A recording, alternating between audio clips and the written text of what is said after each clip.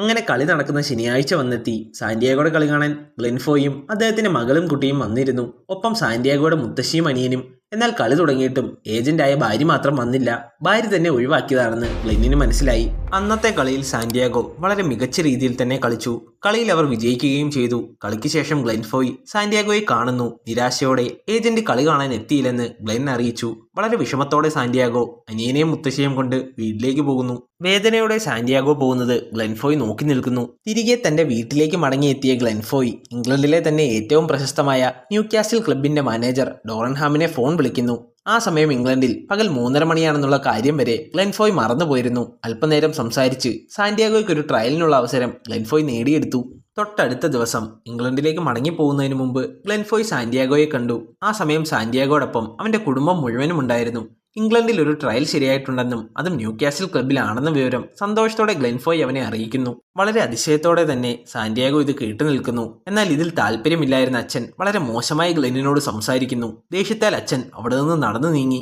മുത്തശ്ശി ഗ്ലെൻഫോയോട് സോറി പറയുന്നു. നിങ്ങൾ ഇവനു വേണ്ടി ചെയ്തത് വലിയൊരു കാര്യമാണെന്ന് മുത്തശ്ശി അഭിപ്രായപ്പെട്ടു. ഗ്ലെൻഫോയ് തന്റെ വിസിറ്റിംഗ് കാർഡ് എടുത്ത് സാന്റിയാഗോയെ ഏൽപ്പിക്കുന്നു. ഇംഗ്ലണ്ടിലേക്ക് വന്ന് ആ ട്രയൽ എന്തായാലും അറ്റൻഡ് ചെയ്യണമെന്ന് അവനെ ഓർമ്മിപ്പിക്കുകയും ചെയ്തു. അന്നു മുതൽ സാന്റിയാഗോ വളരെ കഠിനമായി തന്നെ ജോലി ചെയ്യാൻ തുടങ്ങി. കിട്ടുന്ന പണമെല്ലാം ഷൂസിനുള്ളിൽ രഹസ്യമായി സൂക്ഷിച്ചു പോന്നു. അവന്റെ ലക്ഷ്യം ഇംഗ്ലണ്ടായിരുന്നു. ന്യൂകാസിലെ ട്രയലിൽ പങ്കെടുക്കുക, അവന്റെ ജീവിതം ഫുട്ബോളിനായി മാറ്റിവെക്കുക. നാളുകൾ കടന്നുപോയി. ട്രയൽ അറ്റൻഡ് ചെയ്യാനുള്ള സമയമെടുക്കുന്നു. അങ്ങനെ ഒരു ദിവസം ജോലി കഴിഞ്ഞു വന്ന സാന്റിയാഗോ വീടിന് മുമ്പിൽ നിർത്തിയിട്ടിരിക്കുന്ന പുതിയ ട്രക്ക് കാണുന്നു. അവൻ എന്തോ പന്തികേട് തോന്നി. മുറിയിലേക്ക് ഓടിയെത്തി തന്റെ ഷൂ എടുത്ത് പരിശോധിച്ചു നോക്കി. എന്നാൽ അതിൽ പണമുണ്ടായിരുന്നില്ല. അവൻ ഏറെ ദേഷ്യവും സങ്കടവും തോന്നി. അവൻ അച്ഛനുമായി കയർത്തു. ട്രക്ക് വാങ്ങാനായി പണം താൻ എടുത്തെന്നും ബിസിനസ് തുടങ്ങിയാൽ ലാഭത്തിന്റെ പാതി തരാമെന്നും അച്ഛൻ പറഞ്ഞു. എന്നാൽ ഫുട്ബോൾ സ്വപ്നം കണ്ട സാന്റിയാഗോയ്ക്ക് അച്ഛനോട് ദേഷ്യപ്പെട്ട് സംസാരിക്കേണ്ടി വന്നു. ദേഷ്യത്താൽ വാതിൽ വലിച്ചടച്ച് മുറിയിൽ കയറി സാന്റിയാഗോ നിസ്സഹായനായി ഇരിക്കുന്നു. വളരെയധികം ദേഷ്യത്തിൽ സംസാരിച്ചതുകൊണ്ട് തന്നെ അവന് ശ്വാസതടസ്സം അനുഭവപ്പെട്ടു. അവൻ മേശയിൽ നിന്നും ഇൻഹേലർ എടുത്ത് ശ്വസിച്ചു. അതവന് ചെറിയൊരു ആശ്വാസം നൽകിയെങ്കിലും അവന്റെ മനസ്സിലെ മുറിവ് ഉണങ്ങാതെ കിടന്നു. ഇതേ സമയം ഇംഗ്ലണ്ടിൽ ന്യൂകാസിൽ ക്ലബ്ബ് വളരെ മികച്ച കളിക്കാരനായ ഗാവിൻ ഹാരിസണെ $8 മില്യൺ സൈൻ ചെയ്തിരിക്കുന്നു. പത്രസമ്മേളനത്തിൽ ന്യൂകാസിലിന് വേണ്ടി 10ാം നമ്പർ ജേഴ്സിയിൽ ഗാവിൻ ഹാരിസ് കളിക്കുമെന്ന് മാനേജർ മാധ്യമങ്ങളോട് പങ്കുവെക്കുന്നു.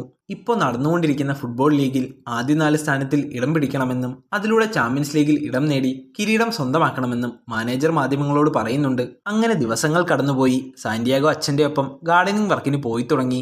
അവന് മറ്റൊന്നും തന്നെ ചെയ്യുവാനുണ്ടായിരുന്നില്ല. ഒരു ദിവസം ജോലി കഴിഞ്ഞ് വീട്ടിലേക്ക് മടങ്ങിയെത്തിയ അവനെയും കാത്ത് അമ്മൂമ്മ നിൽപ്പുണ്ടായിരുന്നു. അമ്മൂമ്മ അവന്റെ കയ്യിലേക്ക് ഒരു ഫ്ലൈറ്റ് ടിക്കറ്റും ഒരു ട്രെയിൻ ടിക്കറ്റും ഒപ്പം കുറച്ച് പണവും നൽകി.